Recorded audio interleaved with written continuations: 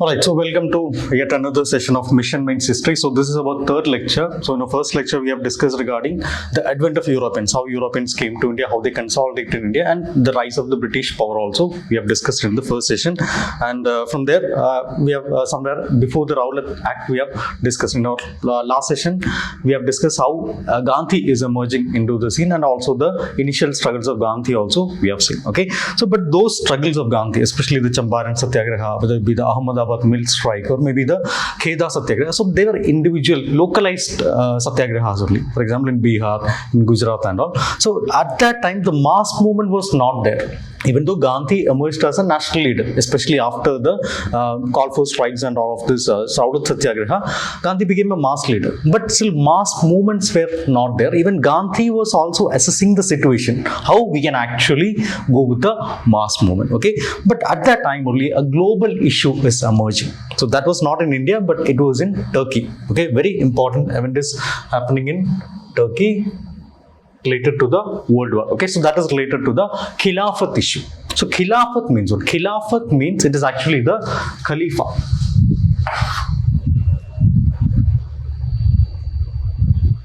Khilafat is related to the Khalifa or the Caliphate. Okay, so Khalifa is considered Khalifa or the person, the leader of the Ottoman Empire. So he is considered as a religious successor of Prophet Muhammad. Okay, so after this World War, the Ottoman Empire was dismembered. And the Treaty of Sevres was not giving any justice to the Ottoman Empire. Okay, so at that time, it's not just the people of Turkey alone, or maybe the Ottoman alone, but the entire Muslims. Since he is considered as a successor of Prophet Muhammad, the entire Muslims all over the world, they were resenting related to this particular issue. In India also, we had reflections of this particular issue. Okay, so that led to the rise of this Khilafat Andolan. Okay, and also Gandhi was also involved in this. Gandhi also understood that, okay, this is actually a very good time for a mass movement, and he incorporated the non-cooperation movement also with the Khilafat issue. Okay, all right, so we'll see a practice question. Examine the objectives and outcomes of the Khilafat and non-cooperation movement. How did the two movements converge, and what was the impact of India's struggle for independence? Okay, so this is a practice question here. What is actually the objectives? Okay, what is actually the objectives of this particular movement, and what were the outcomes of this particular movement? You have to write both of things and how these two movements converge. Okay, so you have to write what were the issues of this, what were the issues behind the Khilafat, and also what were the issues behind the non-cooperation movement, and how Gandhi made them converge also. Okay, so we'll see what were the issues, what were the events that led to this particular issue. Alright, so this is actually the background. So globally, it is actually the defeat of Turkey or the Ottomans after the World War I. After the World War I. Okay, so after the World War I, the Treaty of Sevres. The Treaty of Sevres, that was not at all in favor of Turkey. Not at all in favor of Turkey. Okay, so obviously that is a global issue, and this is something which hurt the sentiments of the Muslim community. And also, if you take the local issues, you can see these are the local issues, like the economic hardships we have. For example, after the post-World War, unemployment was high, the taxes were high, the high taxes were also there. So like that way, even inflation was going on a higher side. So all these things were the economic hardships we have to face. And also the Rowlatt Act. We have already discussed regarding the Rowlatt Act, how people were, how this nationalists were, whoever dissented. So they were detained without a trial itself. So that was a major issue with the Rowlatt Act. And also how this Rowlatt Act led to the Jallianwala Bagh massacre. Okay, Jallianwala Bagh massacre. So that also we have discussed. Okay. Alright, so and after that this Montagu-Kempsford reforms is coming, and that again later led to the enactment of the 1919 Act. But still this 1919 Act was also not giving any empowerment to the nationalist sentiments in India. So even both the Congress as well as the Muslim League rejected this particular thing also. Okay, and also there was a growing unity. There was a growing unity among the people. How there was a growing unity among the people? Because of the Lucknow Pact. So who all were the people who were having, there were two factions were there. One was Muslim League. Another one was International Congress. Okay, so they were having different ideologies, but they came together in the Lucknow session, and also these moderates were also there. Moderates were also there, and also this extremists were also there. They also came together in this through this Lucknow Pact, and also there was a growing unity between the Muslims as well as the Hindus also. Okay, so all these people, all these nationalists, so they wanted to utilize all these situations, okay, to launch a mass movement. Okay, that led to the launch of this Khilafat and the non-cooperation movement. Now we'll see how these things converge. As per the question, how these things converge. So in 1919, Ali brothers in India, they started the Khilafat committee. Okay, two Ali brothers. One was Muhammad Ali, and another one was Shaukat Ali.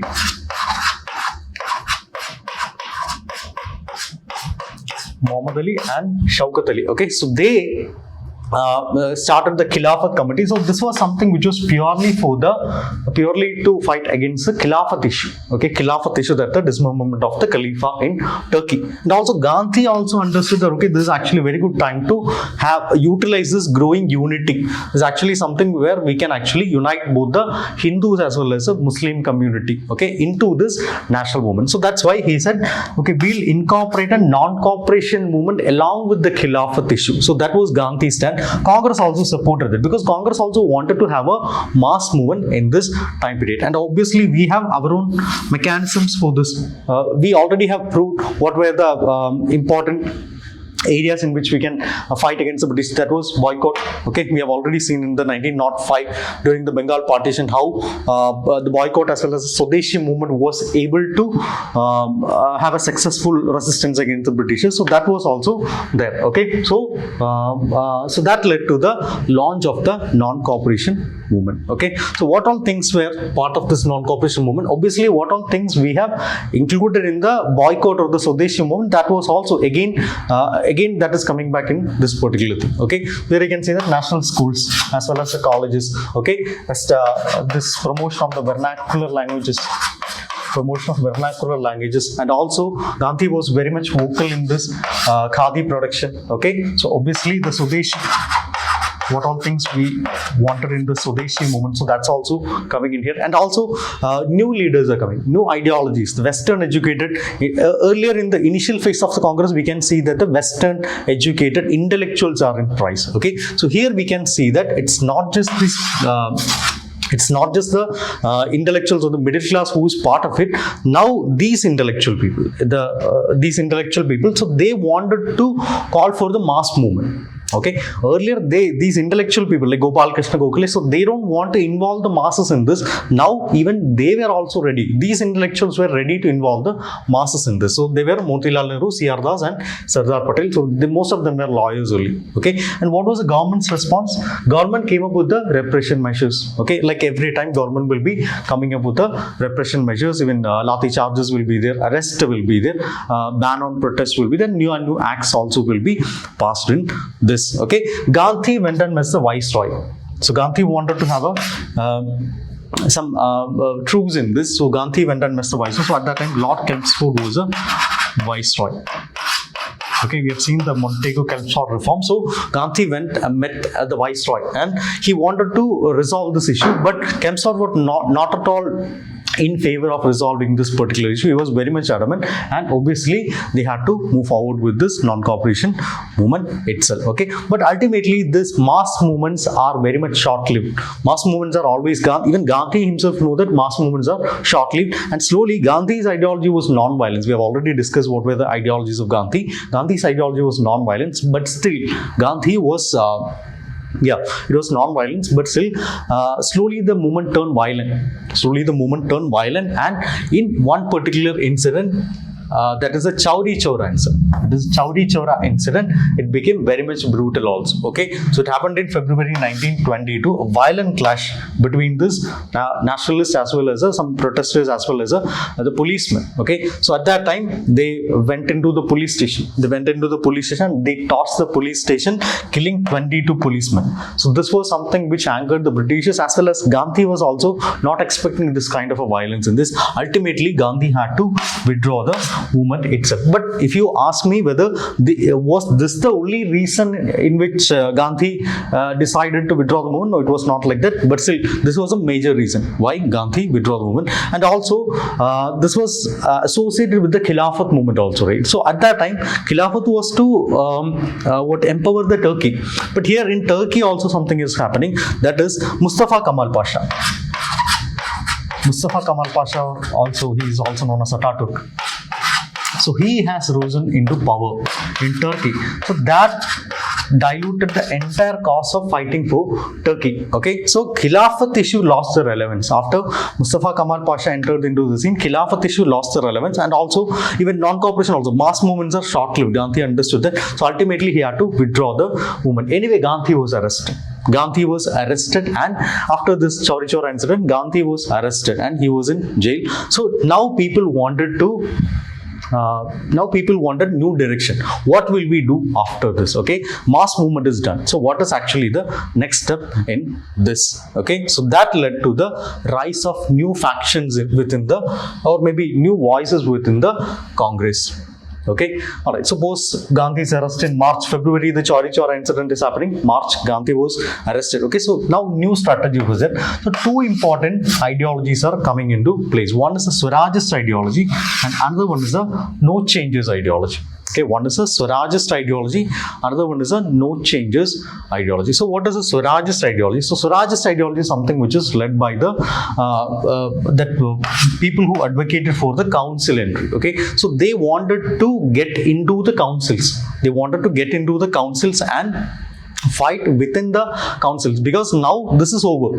Mass movement is over. Okay, now we cannot come up with a new mass movement at this particular moment itself. Now we have to wait so that we'll gain some momentum. So at that time, what we'll be doing? So Swaraj said that. Swaraj is led by C.R. Das, Motilal Nehru, Ajmal Khan. They said that we'll go with the parliamentary politics. We'll go with the parliamentary politics, and we'll go with the fighting within the councils, and will ensure that the British will be exposing the British laws, faults in the British laws as well as a British execution. So that was there in their mind. Okay, and also another important voice was also there. So that was with the no changes. Okay, no changes. They were led by C. Rajagopalachari, Vallabhbhai Patel, Rajendra Prasad, and M.A. Ansari. Okay, so what was their ideology? So their ideology was like, no, we should not go with the council entry. Why? Because the council work if you are going into the council, that will be affecting the constructive work. So we have already discussed regarding the constructive work while discussing the Home Rule League, and also political education will be there, empowerment of Khadi will be there. So like that, different things will also be there. So they are saying that we should be going with the council. We should not go with the council entry, but we should go with this constructive work. So people who have advocated this was C. Rajagopalachari, Vallabhbhai Patel, Rajendra Prasad, and M.A. Ansari. Okay, so they were the people who have advocated this particular thing. Okay. Alright, so now we'll see what were actually the arguments in favor of council entry, as well as what were the arguments which was against this council entry. Okay, so people who have argued for the council entry, they said that no, this is not going to compromise this non-cooperation movement. Okay, non-cooperation, now the mass movement is done, but still the idea of non-cooperation will again sustain. So that was their idea, and also we need it is necessary that we should be going into the council, because there only we can expose the government's weaknesses. Okay, fighting them in their own area, their own court. Okay, and ultimately that will energize the masses. Now we cannot involve the masses, but we need to energize the masses. So that was also one of the reasons why this was there. Okay, and also the pro-government elements will also be there. Pro-government elements preventing the government manipulation within the council. So that is also very much needed for this particular council entry. Okay, but no changes. What was the argument of the no changes? So they said no, if you are going into the councils, you will be focused in that. You'll be focused in that. Ultimately, you'll have this thirst of power also. Okay, so that will be complete neglect of the constructive work, and now we have to energize the masses for the next mass movement. Okay, so that was a civil disobedience movement. Next, non-cooperation is done. Now we'll be going with the civil disobedience movement. So that was Gandhi's ideology. Anyway, these people, ultimately they had to go with these people, and they have started their own party. So that is a Swaraj party. That is a Swaraj party. C.R. Das, Motilal Nehru, they created the Swaraj Party. Okay, all right. So how they reached a compromise? So in 1922 session, 1922 in the Gaya session. So earlier also we had a split because it was between the moderates as well as the extremists. There was a split. So now anyway they don't want to have a split again because once Muslim League and Congress had a split. So ultimately they became two different party. Now earlier moderates and extremists had a split. So all this weakened the nationalist politics of the pan-Indian unity among the Congress. So ultimately they don't want to go with the split again. So ultimately they said, okay, we'll reach a compromise. So let the Swarajist people, let them fight the elections. They had an agreement like let them fight the elections within the Congress itself. It's not a separate party, but the Swaraj party, it will be within a faction of the Congress itself with the support of the Congress. Okay, so that was the ideology behind this. So Gandhi ultimately had to reconcile. Gandhi said, okay, let's not fight. Let's see how these things are going. Okay, let's see how these things are going. If it's not going, maybe we'll recall. But still, let's give them some time to try this. Okay, Swaraj just came up with a manifesto. Okay, ultimately they we'll be fighting. So they came up with a manifesto. The important thing regarding the manifesto is ultimate ideology is anti-imperialist stance. Okay, it was anti-imperialist stance. So they will be advocating self-government. They'll be advocating the self-government, and also they ensure that whenever something which is which is not in favor of Indians are coming into council, they will ensure that whenever a demand is ignored, they will ensure that they are fighting against that particular thing. Okay, so that was also these were the two important points in the manifesto of the Swarajists. Okay, all right.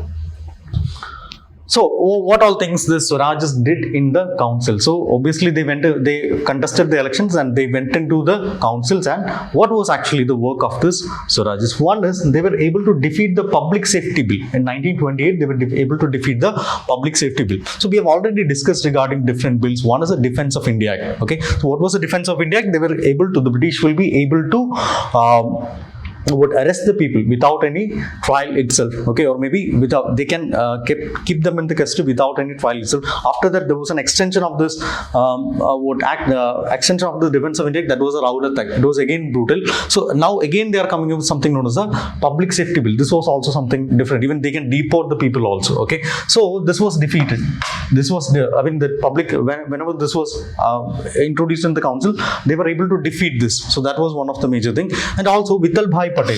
So he was able to be selected. Vithalbhai Patel was elected as a Speaker of the House. So that was also one of the important things regarding this. Okay, so they were able to get a more neutral stance in the council, and also they were able to expose the Montfort reforms. So in 1919, the act was 1917. The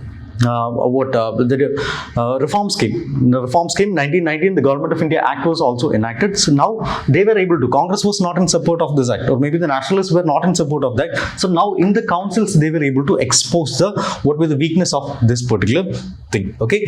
Also, they had some drawbacks also. We cannot say that they were completely filled with achievements, but they had drawbacks also. One, there was no lack of coordination. There was a lack of coordination between them. So the link between whatever they are doing in the legislature, and it was not reaching the masses, even though they were writing newsletters and all these things, but their work was not reaching the masses. So there was a disconnect. So what did they say in the beginning? They said, okay, we'll energize the masses from the council, but that vacuum was not filled. Another one, this obstructionism also had limitation, but ultimately the council had this government majority. Okay, so ultimately the government had the upper hand in this council, so they had some limitations in the council. And also here within this itself, again communal divisions were also happening within these people itself. There was responsivist and non-responsivist. So that kind of division was also there. Okay, responsivist and non-responsivist. Okay, so this kind of division was also happening within this Swarajist itself. Okay, all right. So these were some of the achievements as well as the drawbacks of the Swarajists. Okay, so this is actually the work of Swarajists. So what were these no changes doing? Okay, so that was constructive work. Constructive work, again, same thing. This is actually something in Gandhi is very much in favor of constructive work. That is, one is spread of Gandhi, spread of Khadi. Okay, so obviously, Swadeshi. moving with our Swadeshi thing. So that is the spread of Khadi, and also non-colonial education focusing on the vernacular education.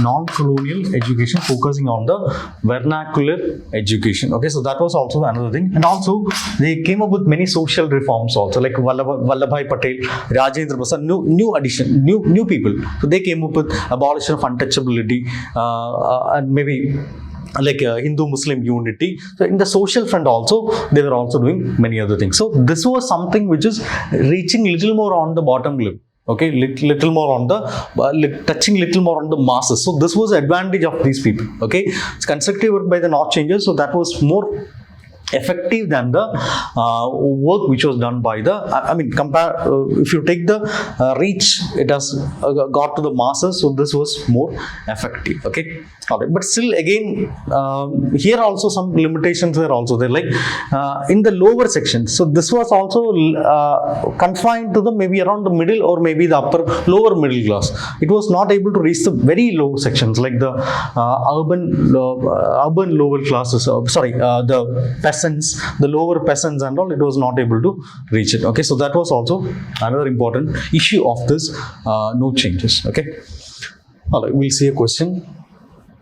Highlight the importance of the new objectives that got added to the vision of Indian independence since the 20s of the last century. Okay, so we have already discussed regarding what were the new political ideologies which were coming into the scene in the 1920s. One was a revolutionary activities. That was coming, and also we had the Alright, so we had seen that many important ideologies are coming. One is the revolutionary ideology, and after that the Gandhian ideology is coming. Okay, so like that new ideologies are coming. So here another important ideology is coming, that is the socialist ideology is also coming. Okay, so here you can see that what are the importance of the new objectives that got added to the vision of Indian independence in the 20s of last century. So you can include all these things. Okay, include all these ideologies which are there. One more question. What were the major political, economic and social developments in the world which motivated the anti-colonial struggles in India? Okay, so both of these questions are aligning with each other. Okay, all right, we'll see socialism, the new thought which is coming into the national struggle, that is a thought of socialism. Okay, so what do you mean by socialism? Socialism means the state, we have two important ideologies. One is the capitalism. Capitalism, it means it's actually a free market economy. Free market economy means like you can compare it with the what is happening in US. Okay, everyone will be selling everything, and based on the demand and supply, people will be buying things. Okay, socialism means government will be supporting. I'm saying it in the very simple way. Government will be supporting the poor, so that no one is sidelined. Even if there is a wealthy people, many wealthy people are there, so the taxes will be collected from there, and the welfare of the people will also be, lower sections of the people will also be done. So this is the concept, basic concept of socialism.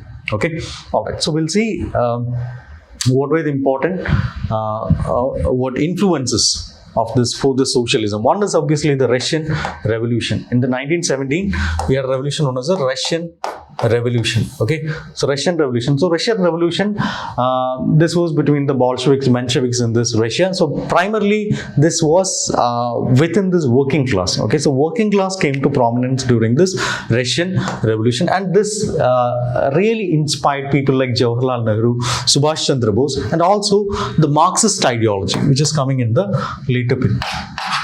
Marxist ideology, okay, based on the ideas of Karl Marx. Okay, Karl Marx. So based on that, a new party is forming. So that is the Communist Party of India. 1920, the Communist Party of India was founded by M.N. Roy. M.N. Roy in Tashkent. M.N. Roy in Tashkent. It is formed. So this idea, they are also following the ideology of communism. Again, this is also aligning with the Marxian ideology, okay, communism or socialist ideology. And also Nehru has formed important student groups also. One is the Bengal Students Conference, which was formed by Nehru, and also Patel was involved in the Bardoli Satyagraha. Okay, so like new factions are more inclined towards socialism, Bardoli Satyagraha, and also All India Trade Union Congress. So this was led by Lala Lajpat Roy, especially for the worker rights. for the worker rights. Okay, and also first time in India we have celebrated the May Day. 1923 we have celebrated the May Day. May Day, you know, right? For it was inspired by the international labor movement.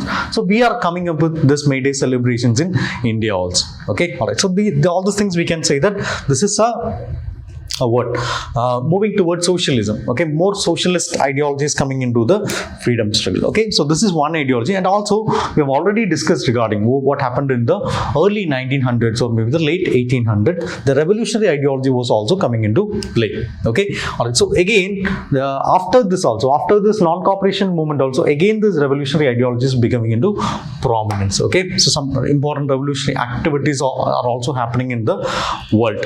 Okay, sorry, in India. We'll see what all were the reasons for this thing. Okay, so one is the repression during the World War I. Obviously, the government will be going with the repression. The government will be going with the repression. The government will be going with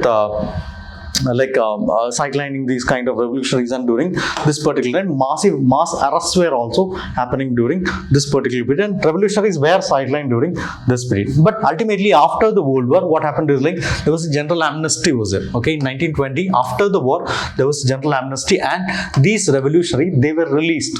Okay, thinking that now what is happening here, this is NCM is happening. Okay, non-cooperation movement is happening. Okay, so now Gandhi has come. So Gandhi means obviously he is going with the peaceful ideology. So many of these revolutionaries, they joined this non-cooperation movement. But what happened after this in 1922? What happened? Chauri Chora happened, and Gandhi is withdrawing this this non-cooperation movement. So these revolutionaries, they thought, okay, we have an idea. How to proceed. Okay, so ultimately the sudden withdrawal of NCM, now they are also thinking, what will we do? We cannot again launch a mass movement, because Gandhi was a person who was supposed to launch. I mean, these revolutionaries, they believed in individual heroism only. They cannot lead this kind of a movement. Okay, so ultimately they had to look for other options to fight against the Britishers. And also the literature as well as the drama, the cultural front, there also this nationalism was blooming. For example, journals like Atmasakhi, Sarathi, Bijoli, and also novels like Bandi Jivan and Pathir Dabi. Okay, so these are the story of prisoners, even poems which are highlighting the nationalist sentiments. So these were also coming into play. So this is something which is evoking the sentiments of the common people. Okay, so they want to fight. So how will they fight? They cannot go with the group. Even if they are able to take a group also, maybe 30 people will be there, 40 people will be there. A leader like Gandhi or a person in the National Front will only be able to mobilize these masses. Okay, now they again have to go back to this revolutionary terrorism. Okay, revolution or militant actions. Okay, all right, we'll see some of the important organizations associated with this revolutionary activity. So first one is Hindustan Republican Association, or the HRA. Okay, so this was a very important organization which was founded in 1921. Okay, so it was founded by Ram Prasad Bismil and Jogesh Chandra Chatterjee and Sachin Sanyal. So these were the people who were involved in this. So they wanted to overthrow the British. They wanted to overthrow the British rule and establish a federal republic. Overthrow the British and establish a federal republic. Okay, so this was an ideology. Again, at that time, this idea of federalism and all is also coming into play. Okay, and also it should be with your adult franchise. It should be with adult franchise. What do you mean by adult franchise? Everyone should be having the right to vote. Okay, so that is adult franchise. So for these activities, they need money. So how will they get the money? They cannot mobilize the people. How much will they give? Mostly these people will be from the poor friend only, like the peasants, like the normal mill workers and all will only be there. Okay, so somehow they wanted the money. And for that they needed the government funds. The government will be carrying the funds, right? And during that time period, it's not now digital transactions and all like now. So during that time, the cash will be there, and it will be transported through the trains only. Okay, so the very famous or infamous the Kakori robbery. So these people of this HRA, so they looted the 8-down train near Kakori in Lucknow. They looted this train Kakori near Lucknow, and they got the money also. But ultimately the government cracked down. And following this Kakori robbery, the government arrested these people who were behind this Kakori robbery. And ultimately Bismil was a person who was behind this Kakori robbery, and he was captured. He underwent a trial, and he was ultimately hanged also. Okay, so this led to the decline of this Hindustan Republic Association, or the HRA. Okay, but later again new people are coming into this Hindustan Republican Association. So now they are influenced by the socialism. Okay, now they are influenced by the socialist ideology also. So what they did is, like, they restarted this particular organization, and in the name of Hindustan Socialist Republic Association. Okay, so it was led by Chandrasekhar Azad. Then two other important people were also there, like Bhagat Singh, Rajguru. So they were also part of this Hindustan Socialist Republican Association. Okay, all right. So they had this idea of socialism and the collective leadership. It should not be an individual leader, but it should be collective leader. Okay, so one of the important acts which they did is the murder of General Saunders. Okay, so Saunders was actually associated with the beating of Lala Lajpat Roy during this his protest and all, and also this Bhagat Singh, Rajguru. So they went to the Central Legislative Assembly, and at that time, right, this public safety bill. Earlier itself I have mentioned regarding this public safety bill. So these people, so they threw a bomb in the Central Legislative Assembly. It was not to kill anyone, it was not to attack anyone, but still, according to them, they wanted to make sure that the deaf is heard. Okay, the deaf, who's the deaf here? It is the British authorities. Okay, they wanted this deaf to be heard. Jatin Das was, Rajguru was there, Badgeshwar Dutt was there, and also Bhagat Singh was also part of this. Okay, all right. So they were arrested for both this Saunders murder as well as a bombing of this Central Legislative Assembly. Ultimately, they underwent a trial in this Lahore conspiracy case, and they were hanged also. Okay, in the prison, Jatin Das became a martyr after fasting for many days, around 51 days. He became a martyr. So Bhagat Singh, Rajguru, and Sukhdev were hanged. Bhagat Singh, Rajguru, and Sukhdev were hanged in 1931, and also Chandrasekhar Azad was killed in an encounter. Okay, so this led to the decline of the this revolutionary activities. Okay, and also there was an ideological shift was also there. Yeah. Okay, so that was in the Punjab region. So now moving on to the Bengal region. So what happened in the Bengal region post 1920s? Bengal, these people, the revolutionaries and all, so they became part of the Congress itself, but still ultimately the withdrawal of this non-cooperation movement, again they also had to look for other alternatives. So again they'll have to come back to the revolutionary activities itself. Okay, one of the important events which happened, there was a Chittagong armory raid which happened in 1930s, and it was led by Surya Sen. Okay, Surya Sen was again arrested for this, and he was also hanged. So here we can see that many important women are also coming in this area. Okay, women are also coming in this area. One is Preeti Leda Vadedar and Beena Das and Kalpana Das. So there was a question in this UPSC examination.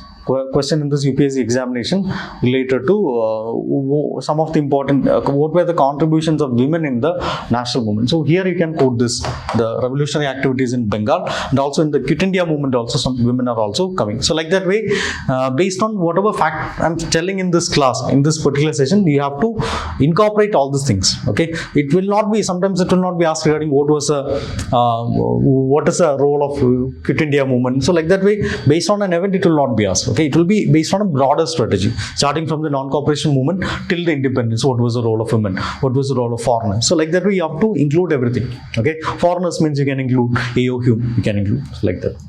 Okay. All right. So there was an ideological shift was also there. Why? Because once the Britishers were coming up with harsh repression, so they ensured that no revolutionary activity is being is rising up. Okay, so they were coming up with severe repression, and also Gandhiji became popular during that time. Gandhiji was advocating the non-violent resistance. Okay, even though mass movements had to take a halt at that time, Gandhiji was advocating this mass movements this non-violent resistance, and people were more attracted towards that. Okay, and also this individual heroic action, it was not able to gain that kind of a mass support. Okay, even though Bhagat Singh was famous, even though other people were famous, but mass support, they were not able to get the mass support. Okay, so that was also there.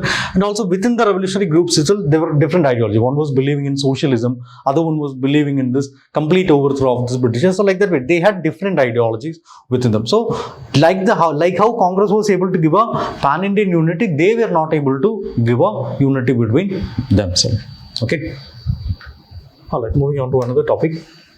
Critically examine the political context that led to appointment of Simon Commission and the drafting of Nehru Report. How did these developments influence the course of Indian national movements? Okay, now this Simon Commission is coming into play. Okay, so what is the Simon Commission?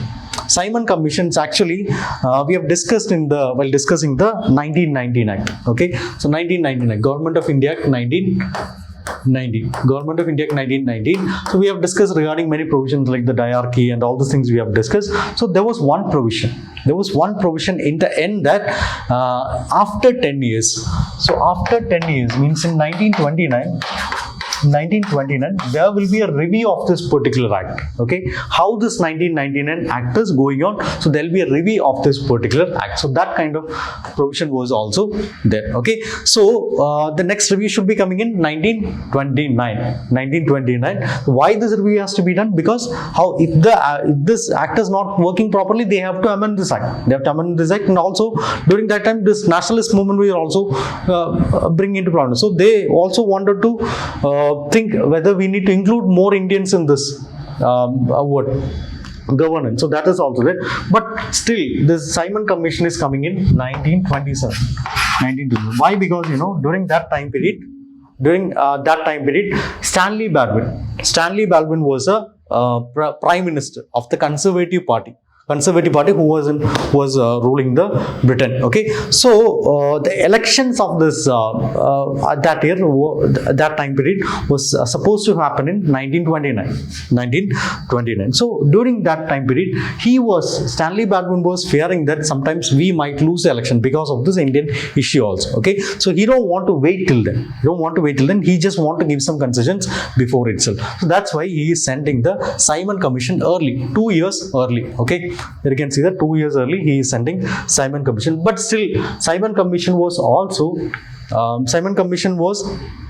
not something which Indians were expecting. Okay, now Indians wanted to be involved in the decision making process.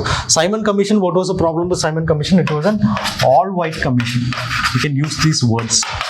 It was an all-white commission. All-white means what? It is not having any Indians. It is not having any Indians in this committee. It was an all-white commission. So Britishers will be deciding whether India is ready for a rule. Okay, so Indians didn't like that concept.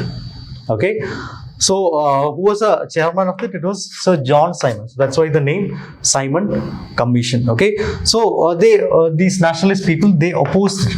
They opposed it unanimously, means Congress opposed it, Muslim League also opposed it. So every faction of it, they opposed this Simon Commission. There were some local factions which supported it, but still almost every faction were opposing this Simon Commission. Anyway they came, but still they opposed with these slogans like Simon go back. So that was a slogan. But anyway they came and they studied how this 1919 Act is working, and they gave some suggestions also. Okay, so what were the recommendations which was given by them? So one, in the 1999 we have discussed regarding diarchy. So what was diarchy?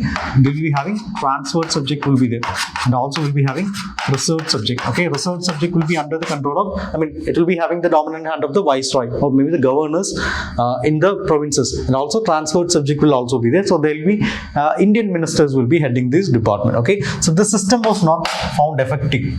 Okay, the system was not found effective. So this should be abolished. So that was one of the recommendations which were given. And also they said Governor General power should be increased.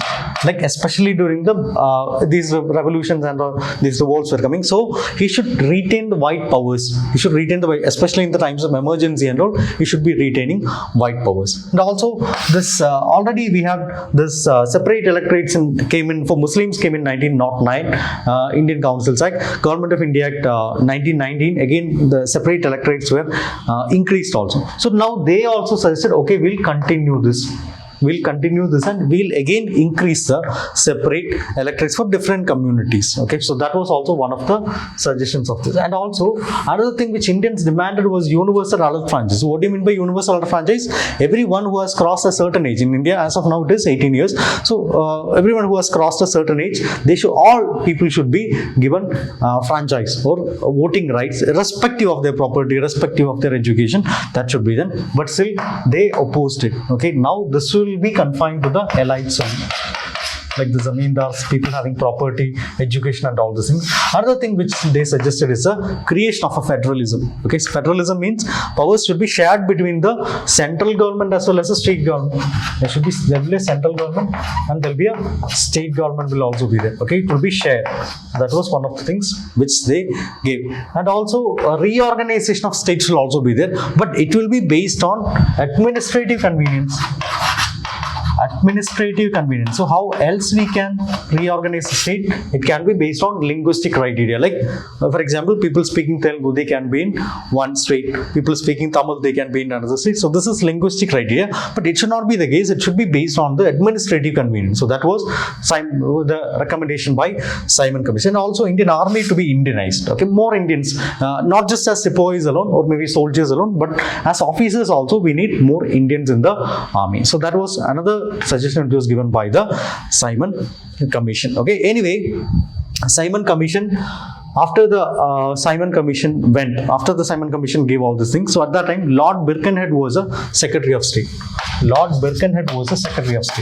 So people were opposing this. Whatever Simon Commission was supposed to give the next act. Okay, 1919 Act they have studied, and also based on the Simon Commission recommendation, next act will be coming. Okay, all right. So people were opposing it. Even the coming of Simon Commission itself was opposed because it was an all-white commission. No Indians were part of this Simon Commission. Okay, so Lord Birkenhead in 1927 he was a viceroy. So at that time he challenged India. Okay, anyway you are not in support of all-white commission. Now then you draft a constitution. Why can't you submit a comprehensive report on how the constitution should be? Indians accepted it, and Motilal Nehru, father of Jawaharlal Nehru. Okay, Motilal Nehru, father of Jawaharlal Nehru. So he took this challenge. He spearheaded this initiative, and he said, okay, we will be drafting a constitution, or maybe we will be submitting a comprehensive report on how the constitution has to be drafted. Okay, all right. So he convened an all-party conference. All-party conference means it will be taking consent of everyone. Like Muslim League will be there, other parties will also be there. Okay, so Muslim League came up with some suggestions. So that was known as the Delhi Proposals. Of 1927. Okay, so it will be like joint electorates will be there,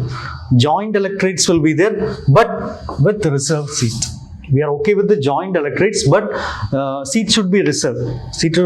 For the Muslims. And also they 1/3 representation should be there in the central legislative. Muslims should be having 1/3 representation in the central legislative, and also new Muslim majority provinces should be there. Okay, wherever Muslims are in majority, new provinces has to be there. So which all were the places where Muslims were in majority? One was Sindh, other one was Baluchistan, and another one was the Northwest Frontier Province. So these were the areas in which Muslims were in majority. So this should be made into a separate province. So these were some of the suggestions which were put forward by the Muslim League in this. Okay, anyway, incorporating many of these suggestions from these Muslim League, from other parties, and even within the Congress itself, Motilal Nehru, under Motilal Nehru chairmanship, they drafted at this recommendation. Okay, so one is they'll go with the dominion status. Okay, now we don't have these people. I mean, according to the majority, we are okay with the dominion status. We don't have to go with the complete independence, but we are okay with the dominion status. And also, he has come up with 19 fundamental rights, including the right to vote. Including the right to vote, that is under universal adult franchise, we should be having. Whoever is above 21 years old, they should be able to vote. Okay, so that was it. And also, there should be no state religion. There should not be, India should be a secular state and India will not be a theocratic state. Okay, another thing which angered the Muslims and all, younger factions of the Muslims like Jinnah and all, there was no separate electorates. Okay, they'll go with the joint electorates, but still reservation will be there. Okay, separate electorates, no separate electorates, but reservation will be there. For the minorities, reservation will be there. Okay, and also another thing is the federal government will be there. Federal government means central government will be there, state government will also be there. Okay, so like that way, and the powers will also be divided among these people. Okay, and also the residual powers will be there. The residual powers will be going to the center, not the states, but to the center, like how it is for India as of now also. And also the Governor General to be the constitutional head, like how constitutional head means like how our president is now. So he'll be the constitutional head, and also there'll be a Supreme Court to deal with the judicial activities. Here, the Simon Commission proposed state reorganization based on administrative convenience. But see here, Nehru report, it is actually shifting from that, and Nehru report has suggested that we'll go with the linguistic provinces. Instead of this, the thing will go with the linguistic provinces. Okay, so that was what Motilal Nehru has said in his report. Okay, but still, Muslim League was, we have incorporated many things which the Muslim League suggested, but still the younger faction like the Jinnah was not in favor of these things. Jinnah came up with 14 points. Jinnah came up with his own 14 points. One, we need a federal constitution, but with provincial powers. Okay, so here the residual powers will be, according to Nehru report, residual powers will be going to the center. So here it should not be the case. Here it should be like residual powers should be going to the provinces. Okay, not the center, but with the provinces. And also provinces should be having autonomy. Provinces should be especially in the internal affairs and all, provinces should be having autonomy. And also no constitutional amendment without the agreement of the states. Again, an act in which the state should be powerful, provincial autonomy. All legislators to have adequate Muslim representation. So that's also there. And also adequate Muslim representation of Muslims in services and in self-governing bodies. So that was also there. Most of them are self-explanatory. That's why I'm not explaining. 1/3 representation of Muslims in the central legislature. Okay, 1/3 Muslim members in the central and state cabinets. Separate electorates should be there.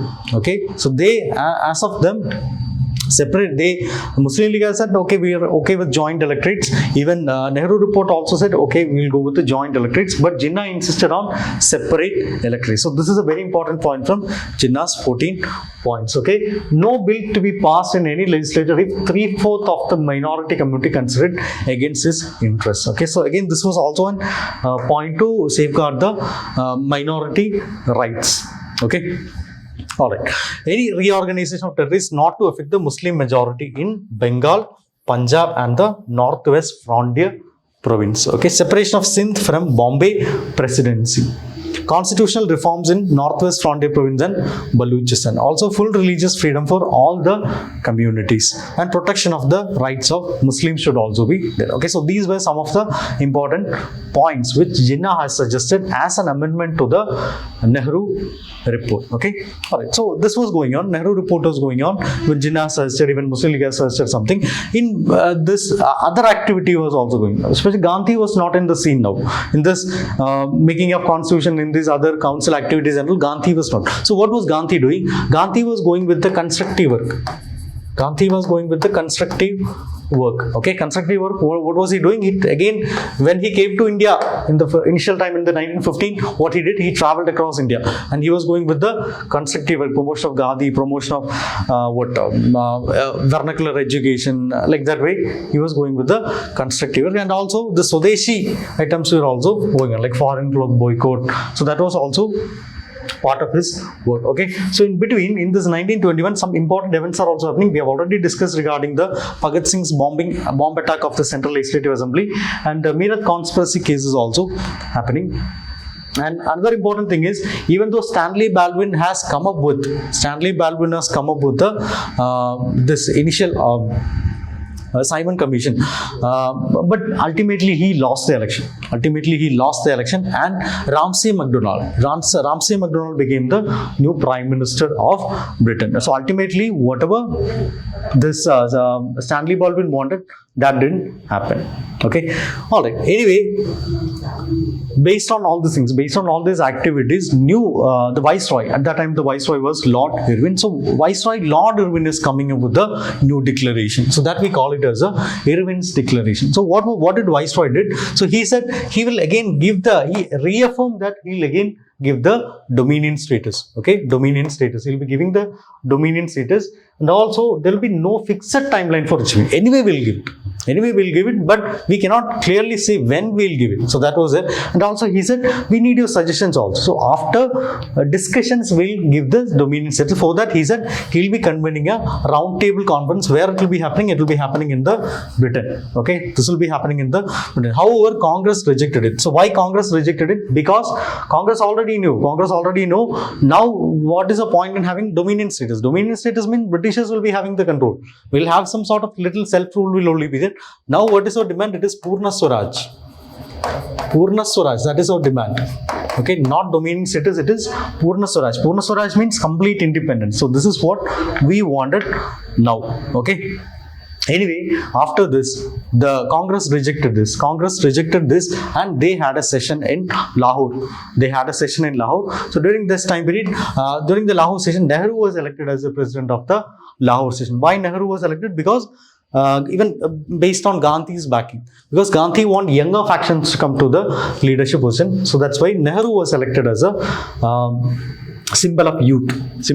Okay, so a very important event is happening during this Lahore session on December 31st, 1929, on the banks of the river Ravi in Lahore. The Congress has hoisted the tricolor. Flag. It was done by Jawaharlal Nehru. Okay, and in this key resolutions were also passed. Now our goal is not dominion status. Our goal is Purna Swaraj or complete independence.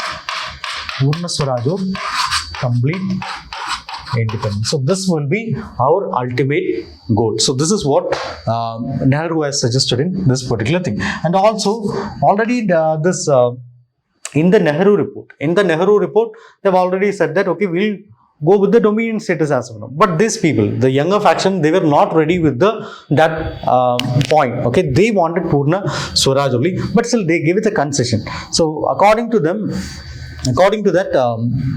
within 2 years, we'll wait for 2 years. From the time in which Nehru report was drafted, we'll wait till 2 years. So in between 2 years, if they are not coming up with dominion status, then we'll go with the fight. But according to these people, that is not acceptable. Anyway, they went for a concession. We'll wait for 1 year. If within 1 year there is no progress, means obviously or maybe if they are not giving the time also, we'll be going with the Purna Swaraj demand only. Okay. Alright, so that was the day. And also another thing is January 26, 1930. So that was declared as a Independence Day or the Swarajya Day. Okay, so this January 26 again in the memory of this particular event only. Later we are celebrating it as a Republic Day. Okay, all right. So after this, Gandhi went with a concession. So Gandhi said, okay, I'll be going and meeting the Irwin. Okay, at that time Lord Irwin was a viceroy. So Gandhi thought, okay, I'll go and meet Lord Irwin and I'll put some demands with him. Okay, if he's okay with this, then maybe we'll go with a compromise. So this was Gandhi's idea. Okay, so what was Gandhi's idea? So he came up with 11 demands. Gandhi's 11 demands to Irwin. So one was there should be a reduction in tax revenue. Land revenue should be there. Reduction of 50%. Land revenue should be there. And also there was a tax for salt.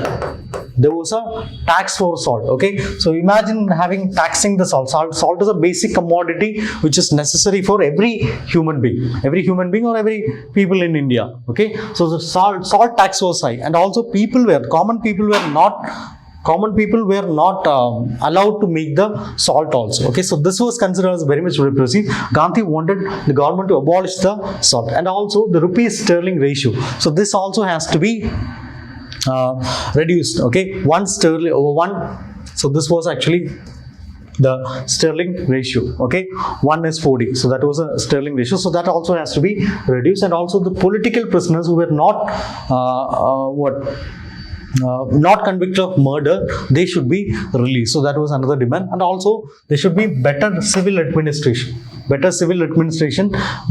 especially by reducing the expenditure on civil administration should be there, and civil administration as well as military expenditure should be reduced. And also there should be ban on this intoxicants like the beverages and all, it should be prohibited. So that was another demand of Gandhi.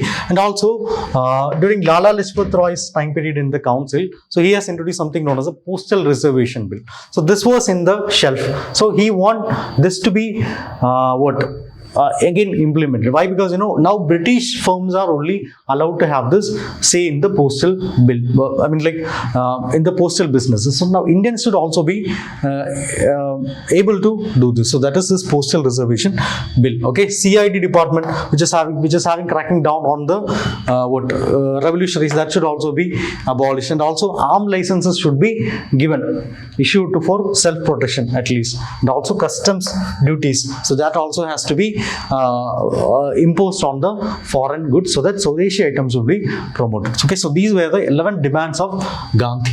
Okay, anyway, Irwin was not in favor of these demands. So ultimately, Gandhi said that if I'll go with this demand, so if he is saying no to this, next step will be civil disobedience. Okay, next step will be civil disobedience. So ultimately, Gandhi launched the civil disobedience movement, or the CDM, in 1930. So what was the initial event in civil disobedience movement? The most famous Dandi March or the Salt Satyagraha on March 12, 1930. Gandhi started from his ashram in Ahmedabad, and he went in walking, and he went to the Costin Dandi. What was his purpose? To break the salt law. What was the salt law?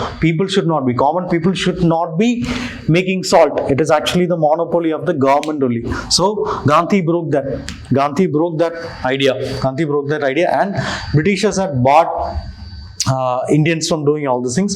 So ultimately, when Gandhi left here, he had only few people were only part of Gandhi's Dandi March. But once he reached here, thousands were behind Gandhi. And also this was not something which was confined to this area alone. It was spread to different areas, north, south, east, west, even not just in the coastal areas, in the other areas, and tribal areas also were part of this Salt Satyagraha. Like that, it spread to different areas of the country itself. It was not just for the salt cause, but again it became the civil disobedience movement. Okay, so that was the famous Dandi March. So what was impact? Again, it led to a mass movement. So till then, mass movements were on hold, but now again we are moving to mass movements. And also masses were earlier. Only few sections were only part of this. Now diverse sections of the society, not just the middle class, not just the upper class, not just the lower class, but many people from different diverse sections were also part of this. Okay, so that was also there. And also this was affecting the Britishers also. Because Swadeshi movement was becoming very much popular, so it led to the decline of the imports. The British clothes, they didn't get the market in India. Khadi was getting promoted, and also they boycotted the electorates. They boycotted the legislatures also. Elections were also boycotted by these people. So that was also there. But still, Britishers don't know what to do. Britishers are ambivalent in this. Why? Because, if they are using force, they could have definitely used force. So if they are using force, then these Congress or maybe the nationalists, they can say that Britishers are using violence. Britishers are using violence, so they will come up with satyagraha and all other things will also be there. If they are not using force, what will they do? They'll say that okay, this is our victory. This is actually the victory of our mass movement. Okay, so Britishers were confused. So all that led to the Britishers to again negotiate with Gandhi as well as the Congress. So again, at that time, Irwin was the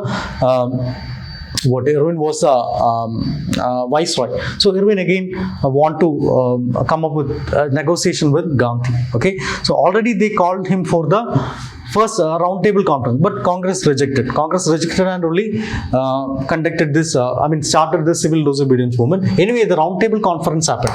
Britain, the roundtable conference happened. That happened from November 1930 to January 1931. November 1930 to January 1931, roundtable conference. But Congress was not part of it. Okay, who all participated in this? Princely state participated, Muslims participated, Sikhs, Parsis, Christians, Hindus, as well as the depressed class. So it was mostly the communities as well as the sections of the society, they only participated. So anyway, no outcome was there for this particular thing. Why? Because Congress can only Congress is actually representing the masses. Now even Britishers understood that without Congress it is impossible for them to have a negotiation. So that was a thing with the Britishers. So now they understood that okay, it's impossible without the masses. Anyway, no major breakthroughs were part of it. Now the Britishers were forced to have a discussion with the Congress or with Gandhi. Now Irwin is coming back. Earlier Gandhi went to Irwin and that was rejected. Now Irwin is coming back to this Gandhi. Okay, so now they had a pact. In 1931. So Gandhi went with the 11 demands. So some of the demands were accepted and some of the demands were not accepted. Okay, he said okay, we'll release the political prisoners who is not convicted of murder.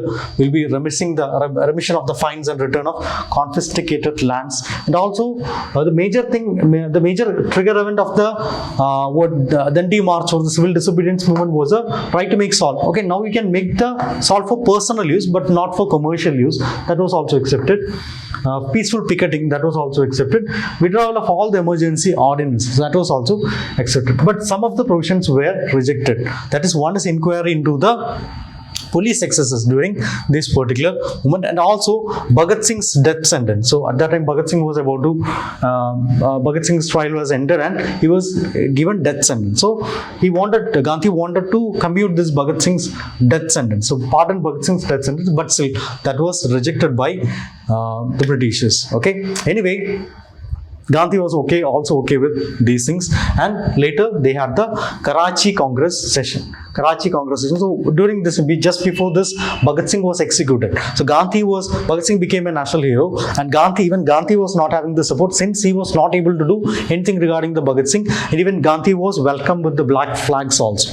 Okay, so there were two important things which happened in this Karachi Congress session. One was a resolution on fundamental rights, and another one was a resolution on the national economic program. Okay, so again in the Nehru report itself we have come up with a lot of 19 fundamental rights were there. So again here also we are reinstating the same fundamental rights. One is a freedom of speech and press, and another one is the freedom of association and assembly. Here you can see that most of the things we have already incorporated in our constitution itself, but still this is not there in our constitution again, but this is coming as a fundamental right here, universal adult franchise. So that became a fundamental rights in this. Okay, equality before law, there should be religious neutrality, and there should be protection of minority, and there should be free and compulsory education for everyone. Okay, so these were the fundamental rights which were given in the Karachi Congress session resolution. Okay, and also there were some resolution on the national economic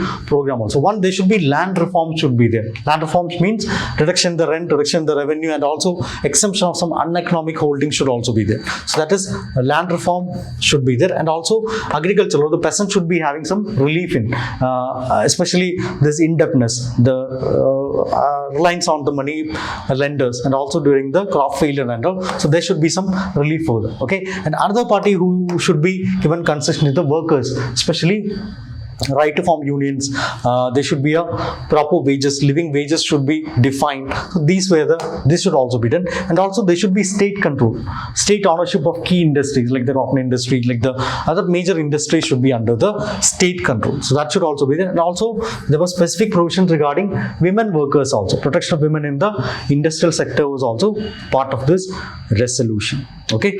Anyway, Gandhi and Irwin had a pact. Now they said, okay, we'll cooperate with you in the round table conference. So now Congress attended the second round table conference. So who was the representative of Congress in the second round table conference? Congress had only one sole representative, and that was Gandhi. Gandhi was the only representative of Congress in the round table conference, which happened in 1931. Okay, so again this also was held in London only. So Congress participated and Gandhi was the only sole representative. Again, same way other diverse groups also, like Muslims, like Ambedkar's depressed class, so like that princely state, everyone participated. Now Ramsay MacDonald was the prime minister. Okay, Stanley Baldwin is out of scene, so now Ramsay MacDonald became the prime minister. Okay, so now they already know what are the issues. Gandhi wanted to accept Congress as a sole representative of India. Even they also understood that, okay, without Congress it is not possible. But still, again, the major issue was with the separate electorates, especially even now depressed classes. Like Ambedkar is also asking for the separate electorate. So Gandhi was not in favor of this separate, or maybe Congress was not in favor of this separate electorates. Anyway, some outcomes were there. One is the creation of Muslim majority areas, that is Northwest Frontier Province and Sindh. So that was created, and also there will be an Indian Consultative Committee to have consultations regarding, or maybe expert committees that will be having, it will provide an ongoing dialogue between the Britishers as well as Indian leaders. Okay, so that will be formed. And even Ramsay MacDonald, maybe we can say that he even threatened to give the Congress, or maybe even the factions were not able to reach an agreement, then he will declare this communal award. He'll be declaring this communal award. So what do you mean by communal award? Communal award means it will be in favor of, like the separate electorate, it will be in favor of some sections of the society. Either you come up with a deal, or we will be directly declaring this communal award. Okay, Congress was not in favor of anything. Congress understood, okay, this is actually a waste of time. Second roundtable conference, we should not have come in the second roundtable conference. Anyway, Gandhi came back and he resumed the civil disobedience movement again. Okay. All right. So Gandhi came back and resumed, and also like that way they were not able to reach any agreement on the separate electorates also. Ultimately, the communal award was awarded. The communal award was declared. Ramsay MacDonald declared the communal award on August 16, 1932. Okay. As per this, Muslims, Sikhs, Christians, Anglo-Indians, and even depressed classes Dalits will also be having the separate electorates. Gandhi was okay with all these things. Muslims, Sikhs, Christians, Anglo-Indians, they are getting separate electorates. Gandhi was fine with it. But in the case of depressed classes, Gandhi was not happy, because Gandhi don't want depressed classes were part of the Hindus. Okay, so they were part of the Hindus. So if they are looking for separate electorates, means that is actually a division in the Hindu community is going to happen, and also they will be separated from the Hindu. Gandhi wanted everyone to go together. So this will be creating rift between the depressed class as well as the other Hindu community. So that Gandhi strongly opposed that, the idea of separate electorates for depressed community. Okay. All right. We'll see a question. Mahatma Gandhi and Dr. B.R. Ambedkar, despite having divergent approaches and strategies, had a common goal of amelioration of the downtrodden, elucidate. Okay, so again, this is related to communal award. Gandhi's view on Dalits and Ambedkar view on Dalits. Okay, so communal award was declared, and depressed classes will also be getting their concession as a separate electorates. Okay, but Gandhi is a major tool of Gandhi is going on fasting until death. Okay, Gandhi undertook a fast until death. So Ambedkar came to Gandhi. So Ambedkar came to Gandhi and they went with the conciliation. Okay, so Ambedkar had to have a compromise, because Gandhi was a revered figure during that time. So now he said, okay, we don't want separate electorates, but we need more reserved seat. They're okay with joint electorates, but with reservation, and also the reserve seats were also increased from 70 separate electorates. Now the reserve seat has increased to 148. 148 reserve seats were there. Okay. Anyway, the impact on Dalits were they were denied a distinct political identity. Later Ambedkar also said this was not a good decision, but still, anyway, they were denied a distinct political identity, but still they will be having a representation in the politics, okay, political scenario. Okay, all right. So this was the events which followed the second roundtable conference. So after that, again, third roundtable conference also happened. So during this time, Gandhi or Congress or Gandhi was not in favor of this Britishers. They were not ready to have a compromise with them also. Anyway, the third roundtable conference happened. So Congress was again not part. Congress was not part of this third roundtable conference, but still other people attended. Here also, no major outcome was there. But still, one important thing happened here was the suggestions came up in this third roundtable conference led to the enactment of the Government of India Act 1935, which is a very important act in the which we will be studying in the later period. Okay. All right. So. Based on this, Government of India Act 1935 was enacted later. Okay. So during this time, it was actually time for elections. It was time for the election. So Gandhi agreed. Okay, Gandhi was never in favor of this going with the elections. Gandhi always wanted to go with the constructive work and other mass movements only.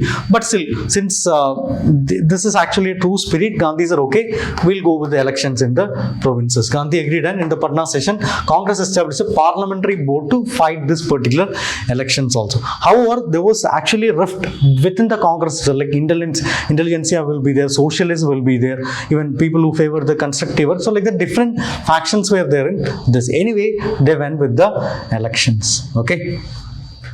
All right. So now this Government of India Act 1935 is coming. Question based on that. Critically analyze the main provisions of Government of India Act 1935. Why did Indian nationalists oppose it despite its wide-ranging constitutional reforms? Okay, we'll see what were the important provisions of the Government of India, how it differ from the other acts under. Okay, all right. So one of the major things which influences enacting of Government of India Act was the Simon Commission report. Okay, it came in 1927. So Simon Commission gave a report, and also Nehru report was there, and also other suggestions from the other communities and whatever was discussed in the round table conference. So based on everything only, this was enacted. Okay. All right, so what were the features of this act? One is going with an all India federation. All India federation. So in the federation, which all will be there? One, the British provinces will be there. The chief commissioners provinces will be there. And also the princely state will also be there. Okay. So whoever is part of this entire India, it is not the British provinces, chief commissioners provinces will be there, and also the princely state where the local rulers will be ruling. So everyone will be forming together this all India federation. And also the separate electorate was further extended. So earlier it was given for Muslims only. 1909 it was Muslims only. Later it was given to the other communities also. Now in this it is again further increased. Even women will also be getting separate electorates. Women will also be getting separate electorates. Even labor people will also be getting separate electorates. Depressed class anyway, they will also be getting separate electorates. Okay. Another thing is abolition of the Council of India. The Council of India, the legislative part was there. So now that will be abolished. So this was brought in the 1858 Act. Okay, you might be remembering that in the 1858 Act, the Council of India to advise the Secretary of State was it. So this will be abolished. Okay, this will be abolished, and instead some advisors will be there. The 15-member council will be gone, but some advisors will be there to advise the Secretary of State. And also some important key institutions will also be there. For example, the Public Service Commission, Federal Public Service Commission, the Provincial Public Service Commission, and if some states want to join together, they will have a joint Public Service Commission. And also same like our Supreme Court now will have a federal court will be there, and also financial matters and RBI, Reserve Bank of India will also be part of it. Okay, and also diarchy in the provinces will be gone. So this was one of the major recommendations of the Simon Commission. So that will be gone. Now the diarchy will be introduced where it will be in the center. Okay, and also new provinces will be created. One will be Sindh and another one will be Burma. Okay, so these were some of the important recommendations which are given in the 1935 Act. So again, Congress was not in favor of this act also, mainly because of the separate electorate general. Okay, so if you evaluate this act, we can see that it's more rigid. Amendments can only be done by the British Parliament. Why it is rigid? Because British Parliament amendments can only be done by the British Parliament, and the Indians have no say in this. So that was a major issue with that. And here the provinces will become more autonomous. Same like what Jinnah has said. So if provinces become will have more autonomy, means what will happen? The central leadership will be weakened. So that's exactly what these people also, Britishers also want. So that was another thing. And also governor had extensive powers. The governor will be having extensive powers. So that was also not in favor of what the nationalists wanted. Okay. Anyway, Congress rejected it.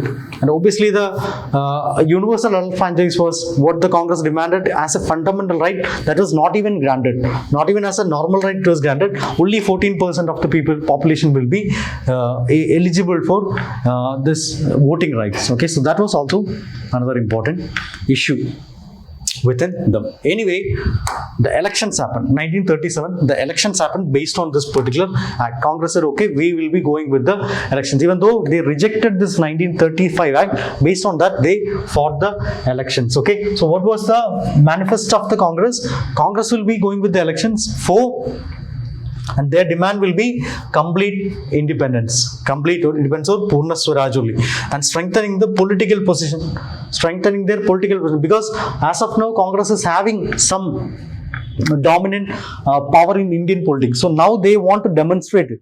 How the people will be whether the people are accepting the Congress. So they want to demonstrate this also. Okay, and also rejecting the British control. Now let's go and fight the elections. So that the British will be having less control. Now we will be ruling. Okay, that kind of thing will also be there. And provincial elections will be used as a strategy for the public support. Okay, so that was also one of the demands by Congress contested. Okay. Alright, anyway, the manifesto was rejection of the major thing was rejection of the 1935 Act, the same act based on which they are contesting, and agrarian reforms like the reduction in the land tax, abolition of this intermediaries and all these things should be there, removal of caste and gender bias in this administration and all these things, more right for the workers based on the Karachi session, whatever they brought in the Karachi session resolution under. Okay, anyway, the result came and Congress won 716 out of the 1161 seat, and in most of the provinces Congress was able to make ministries also. Okay, now we'll see what all things were the achievements of the Congress in this time period. What all things were the achievements of Congress in this time period? One, they were able to repeal this emergency laws. So whatever was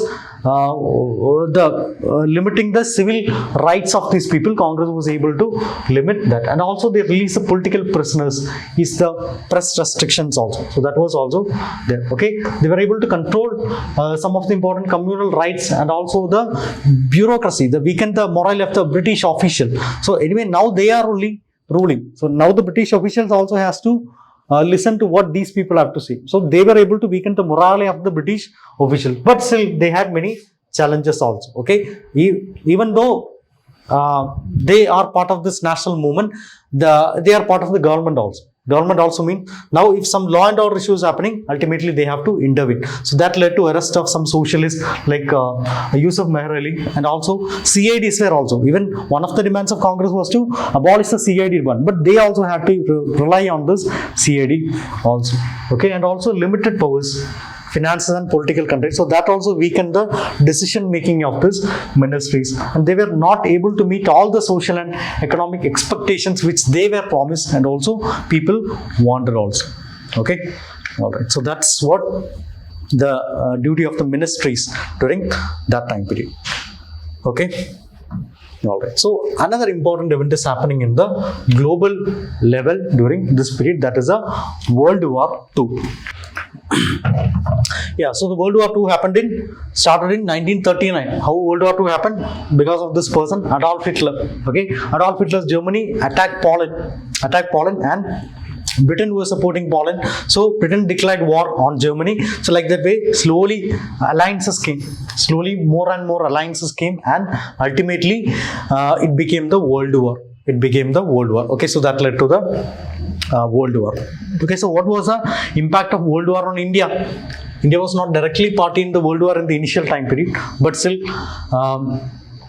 so what was impact on World War? So ultimately the Ling Ling-to, he was a viceroy during that time, so he joined India without asking Indians itself. He joined India in the World War. Okay, that was not acceptable for the Indians, so they held a meeting at Vartha on September 1939. They held a Congress working committee, they had a meeting in Vartha. So they said they'll give conditional support, not unconditional. Gandhi was of the opinion that we should be giving unconditional support, because the World War was against a fascist force, who against Nazi Germany. So against the fascist force, we should giving unconditional support. This was Gandhi's personal opinion, but still the Congress, especially the factions like Nehru and all, they said we can give conditional support. What is it? India would demand complete independence. If they are giving independence, means obviously what is the point in giving? Okay, and also Nehru said that even Britain themselves are fighting this, going with this fascism and imperialism. So how can they fight for the same cause against Germany?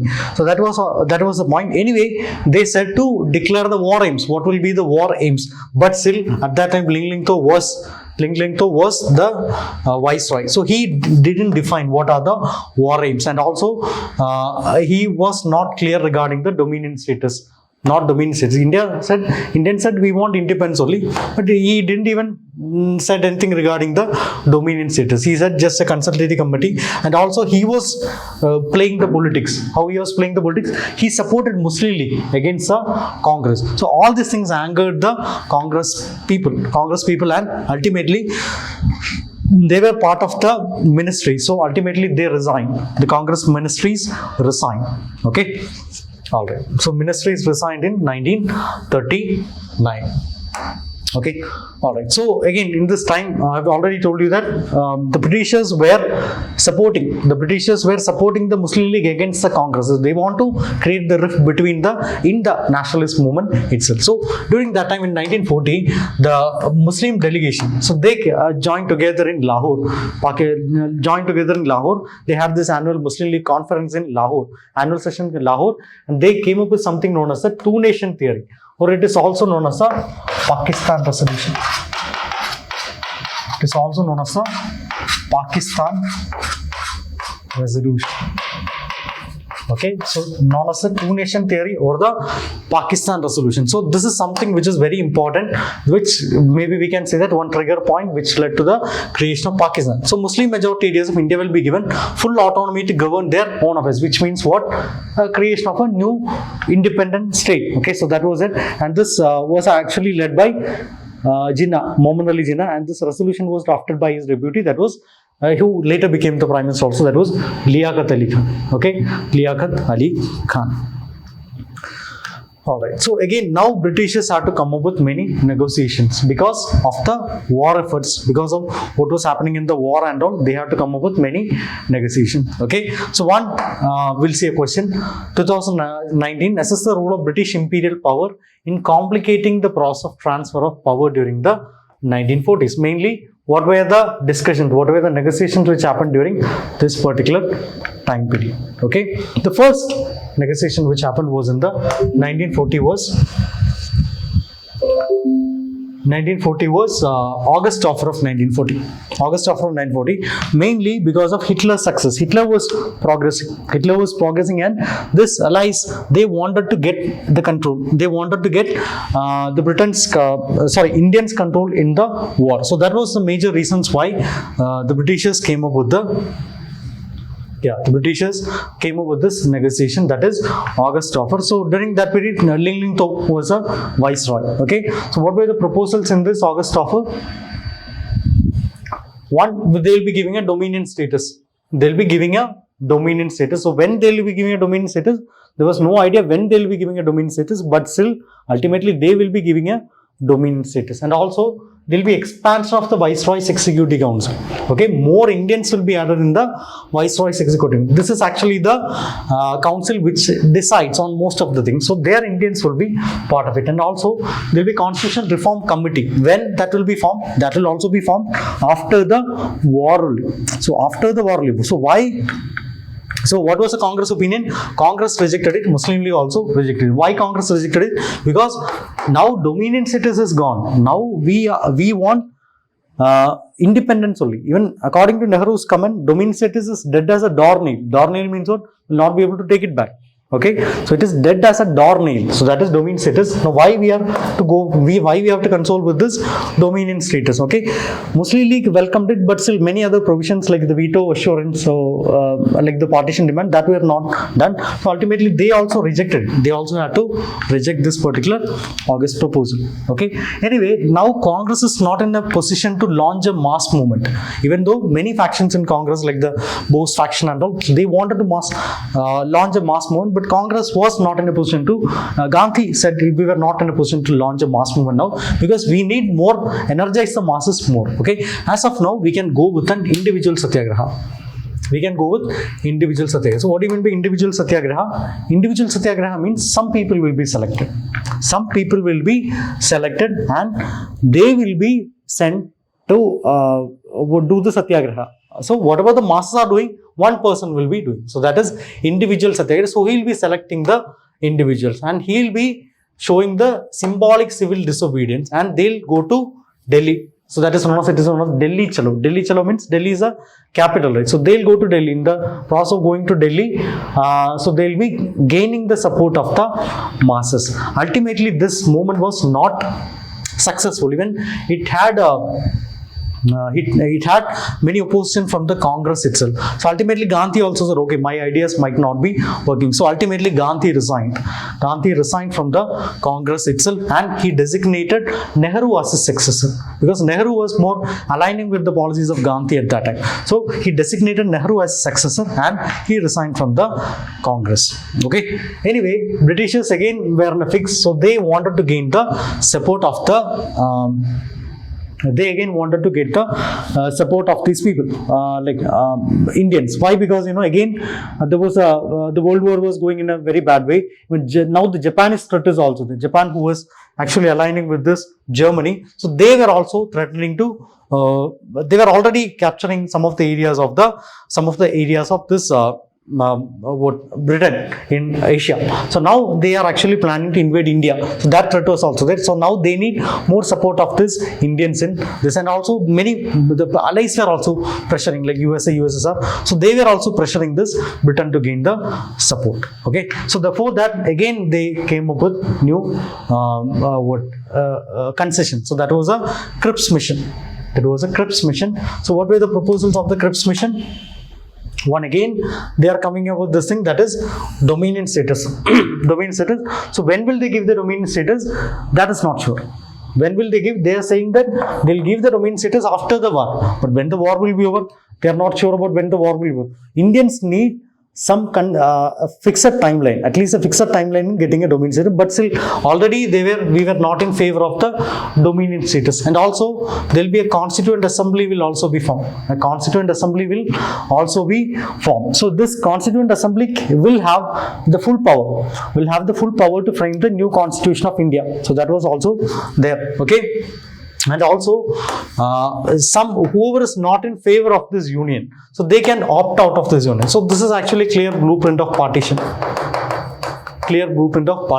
And in this war time period, Indians will be involved in the administration with the interim government. Okay, and also there will be separate representation for the Muslim community, or the minorities will also be there. Okay, so this is actually what the Cripps mission has said. Anyway, Indians were not in favor of the Cripps mission also. Okay, why? Because even though some departures were there from the past, but we were not in much favor of this. Why? We'll see what were the departures from the past. One, now Indians will be solely responsible for the constitution making process. Earlier it was not like that. Earlier Indians will also be there. Mainly Indians will be there, but other people will also be there. Now it will be completely under the hands of Indians, but still it will be dominion status only. And also Constituent Assembly will also be formed. Earlier there was no clear blueprint regarding a Constituent Assembly. There will be a consultative committee only. Now here Constituent Assembly will be formed.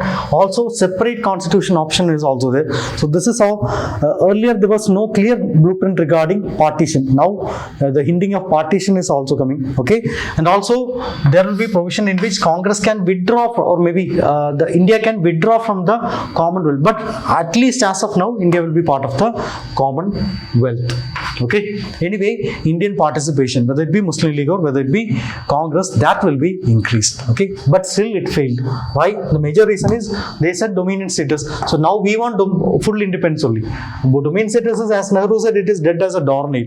Now we want complete independence only. And also there was a secession clause was also there. Secession clause means partition.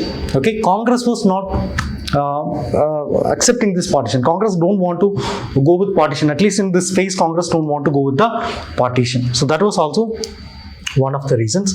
And also there will be no immediate transfer of power. It will be, the power will be transferred, but it will not be immediate. It will be transferred, but later. We don't know when it will be transferred, but it will be later. Okay. So Gandhi called it as a post-dated check.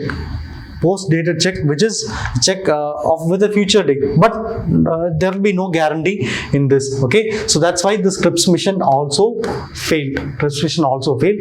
Now we have to come up with some other plan. So now Gandhi said, okay, now it is time for a mass movement. Now we will be having the masses will be ready for a movement. Now we can go with the mass movement. Okay, so that is a Quit India movement. The question, Quit India movement of 1942 was a turning point in India's struggle for independence. Discuss its causes, nature and impact on the British rule in India. Okay, so now since all the negotiations have failed, now Gandhi said, okay, we'll go with the Quit India movement. Okay, so in 1942, Congress had a meeting. The Congress Working Committee, they met and they authorized Gandhi to lead. And it was again accepted by the AICC also. And Gandhi launched the Quit India movement. On August 8, 1942. Gandhi launched the Quit India movement. So what was the demands? Quit India means what? Britain should quit India. They should get out of India as soon as possible. And there should be a provisional government should also be. In between time, there should be a provisional government should be there. Okay. And civil disobedience and resistance to fascism will be the agenda of Congress. And AICC recommended Gandhi as the leader to lead this Quit India. Now Gandhi was still in the political scenario, but Gandhi was not part of the Congress. Okay, Gandhi was not part of the Congress, so that should also be considered. Okay, another question based on Quit India movement. Define the barriers of age, gender and religion. The Indian women became the torchbearer during the struggle for freedom in India.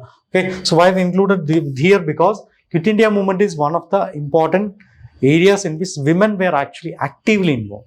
Earlier also it was a Swadeshi movement, but still this is one of the areas in which they actively involved. So while writing this answer, you should not restrict yourself to Quit India movement alone. You can include revolutionary activities, you can include Swadeshi activities, you can include cultural activities, everything can be included. Okay. Alright, so August 1942, Quit India movement was launched, but they arrested the leaders on that day itself. So when that launched itself, the leaders including Gandhi was arrested. So earlier when these leaders were arrested, what will happen? Like we have seen when non-cooperation movement was withdrawn, what happened? So at that time, these people were illusion. They don't know what to do. So that's why they went with the revolutionary terrorism. But now that is not the case. Now they already know. They have the experience of this civil disobedience movement and other things. People are there. So now they know what to do. So they went with the call of Gandhi. They took it seriously and they went with their own ways. Okay. So the movement went violent also. Many of the movement went violent also. Here we can see that the rise of younger leaders are coming. Rise of younger leaders like Aruna Asaf Ali, Preeti Lada, Aruna Asaf Ali is coming, like Ram Manohar Lohia, Jay Prakash Narayan. Some new leaders like they are also coming in this, especially women leaders. So they are also coming into the play. And also another important feature of this Quit India movement is the creation of parallel governments like Balia, Tamluk and Satara. We had different names in the parallel governments were also there. Okay, and also women leaders like Aruna Asaf Ali, Usha Mehta. Usha Mehta came up with the underground radio during this time period. So new leaders are also coming during this time period. Okay. Alright, now we'll move on to another important event which happened during this time period. That is the International Congress. Indian National Army. Indian National Army. Okay, so evaluate the role of Indian National Army and Subhash Chandra Bose in India's freedom struggle. How did the INA trials influence the nationalist sentiments in 1940s? Okay, we'll see another question. Highlight the differences in the approach of Subhash Chandra Bose and Mahatma Gandhi in the struggle for freedom. Okay, so regarding Indian National Congress, brief history regarding Indian National Congress. So Indian National Congress objective was to solve the constitutional crisis and also to provide a army to the cause of freedom struggle. Okay, so the initial phase of this international army was started by Mohan Singh. So he was actually a Japanese prisoner of war. So ultimately he was able to gain the Japanese support and also fight against the Britishers and support the Japan in this movement. Okay, but later period, the Mohan Singh was not trusted by the Japanese and they withdraw. Japan withdraw the support which was given to the INA. Ultimately INA also fell. So in the next phase, Subhash Chandra Bose is coming and he took over the command of this international army. He understood what is the potential of this and he took the control of this Indian National Army and he created a provisional government for India in Singapore also. Okay, and he was able to progress, especially in the till the Imphal campaign. He was able to progress till the northeastern part of India as well as the eastern part of India also. Okay, but still Imphal campaign was not very much good for this International Congress. Many INA soldiers were also captured during this period and ultimately INA they were able to curb this INA movement also. Okay, so we'll see in the later time period how INA became a symbol of resistance. Okay, anyway, now the Congress and the Muslim League are in discussion because Congress wanted a unified India. The Muslim League wanted definitely they are going with the Pakistan resolution, so creation of a new state of Pakistan. Okay, but still many other leaders are also coming. So they are coming with new ideas to solve this constitutional crisis. So one is Rajaji or Rajagopal Achari. So he came up with a formula. So his formula was little more hinting towards a partition. So he understood that partition is inevitable. If we want to solve this crisis at least little peacefully, then we have to go with partition. Okay, so key proposal was it League to endorse the Congress demand for independence. Now Congress want full independence, not domain status. League should say that okay. League should say okay to this Congress demand for partition. But still ultimately they can withdraw from this based on a plebiscite in the Muslim majority. So if the plebiscite is happening, obviously Muslims will be voting for Pakistan. Ultimately they can, if that is happening, means they can go with the partition. So this is little blueprint of the partition, but till Britain leaves they have to stand together. So this was what Rajaji said. Rajagopal Achari said, and it will be operative only if the Britain is transferring the powers. Okay, but still Jinnah was not in favor of this because this is not directly saying for partition. With initially they have to come together for the partition, but ultimately they can withdraw later. So this was a theory which he has brought in. Okay. Alright, so Jinnah objected. Jinnah said we should go with the two-nation theory. We should directly go with the two-nation theory itself. He opposed the plebiscite. And he wanted Congress to publicly say that they wanted partition. So that was Jinnah's stand on this. Okay, so ultimately this didn't happen. After that, Bhulabhai Desai and Liaquat Ali Khan. Bhulabhai Desai from the Congress and Liaquat Ali Khan from the Muslim League. So they are coming with a plan. So here, Khan gave up the demand for a separate Muslim state. So by this time, Congress was almost going to form the interim government. So at that time they said, okay, anyway, if we are saying no to this, means we'll be away from the interim government also. So that's why Ghan came up with an idea, like we'll go with a separate Muslim electorate state can be set apart, at least as of now, but in the interim government we should be getting 20% seat reservation should be there. Anyway, this was also not put forward. Okay, all right. So by this time the war was ended. By this time, the war ended. 1945, the war ended, and Germany was defeated. Germany was defeated. Hitler was dead. Hitler was dead. So, 1949, there was a conference known as the Potsdam Conference. The Potsdam Conference. So, the leaders of the top three countries, that is UK, Britain, represented by Winston Churchill, Harry Truman representing US, and Joseph Stalin representing USSR. Okay, they came together in the Potsdam Conference so that what can we do post this war? Okay, and most of these parties, other than Britain, most of these parties, so they were in favor that decolonization should be happening. Decolonization should be happening, and also Britain should be granting independence to the colony. So that was one of the things which these people were in favor of. Okay, this is Churchill.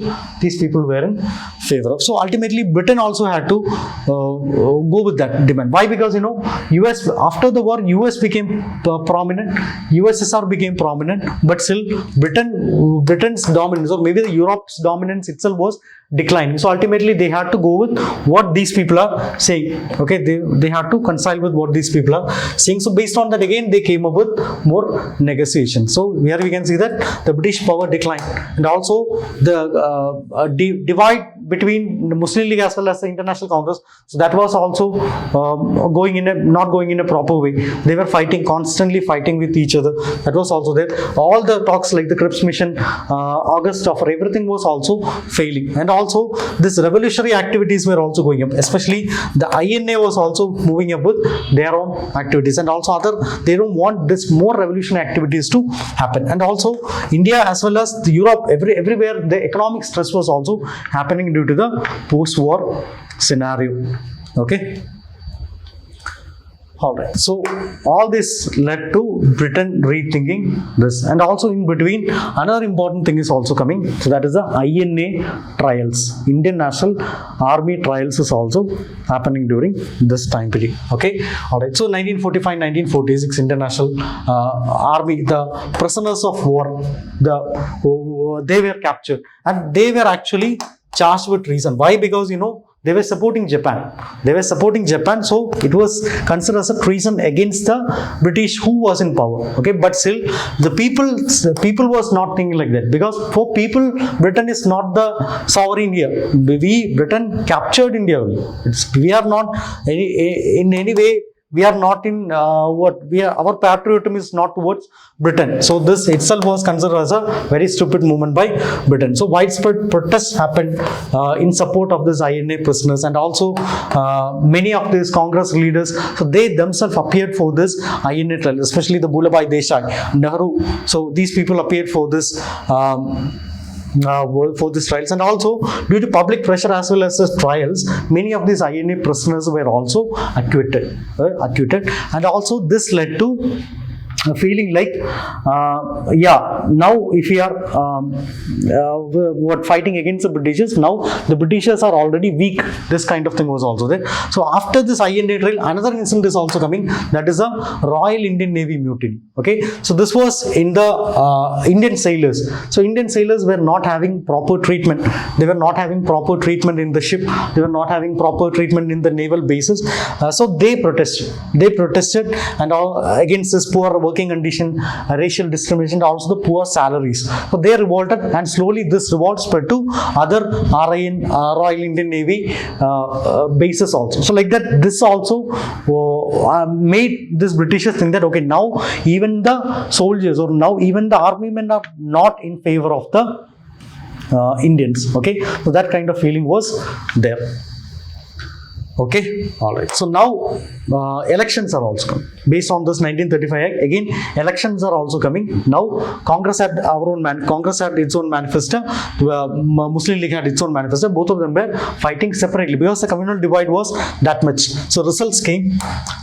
Congress got 91% of the non-Muslim votes, and League was also not bad. League secured 86% of the Muslim votes, and INC was able to get around 57 seats out of 102, and they made majority. They made the governments in most of the provinces also. Okay. And in the Muslim majority areas, League was also able to make the League was also able to make the governments. Okay, so after that again negotiations are coming. So this time again a new commission is coming, that is a cabinet mission. Cabinet mission is coming. So here also Cripps is part of this cabinet mission. Earlier we had the Cripps, Stratford Cripps was part of the Cripps mission. So he is coming, and here the head of the mission is A.V. Alexander, and Pethick Lawrence was chairman of this.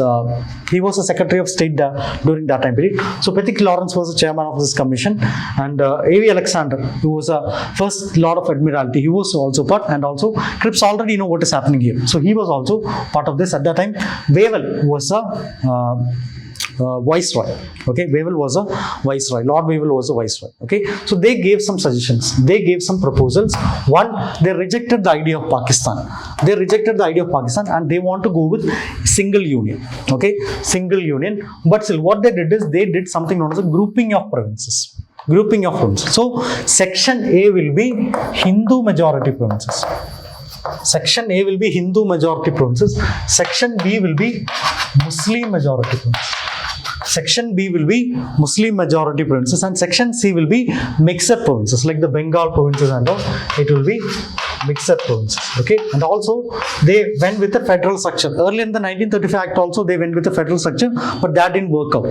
But here the federal structure will be there in the common center, and this common center will be responsible for important things like defense,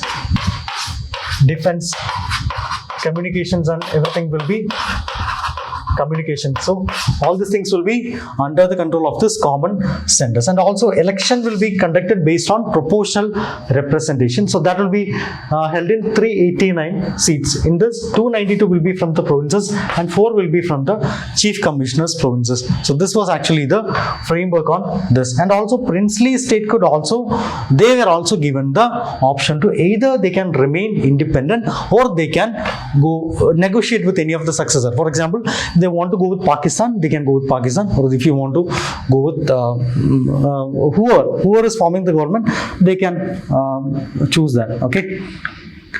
Alright. Anyway, Congress was not in favor of this. Nehru emphasized that the Constitutional Assembly sovereignty, hitting that the grouping might not be binding, because it is creating communal tension.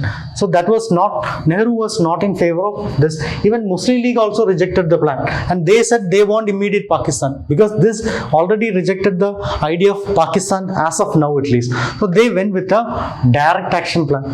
Jinnah called for a direct action plan. So this was on August 16, 1946. So direct action plan means Muslims around India, around this Indian subcontinent, so they have to go out and they have to fight for their cause, direct action. Okay, so that led to a lot of communal violence, and it is said to be one of the most brutal communal violences in the pre-independence era itself. Okay, anyway, ultimately Nehru agreed to join the interim government, and Congress dominated the interim government. So it was headed by Jawaharlal Nehru. It was sworn in on September 2nd, 1947. Initially League didn't want to join this, but ultimately League thought, okay, if we are not joining, then Congress will be dominating and they will be taking distance for us also. Okay, so ultimately League had to compromise, and they joined on next month, October 26, 1946. Okay.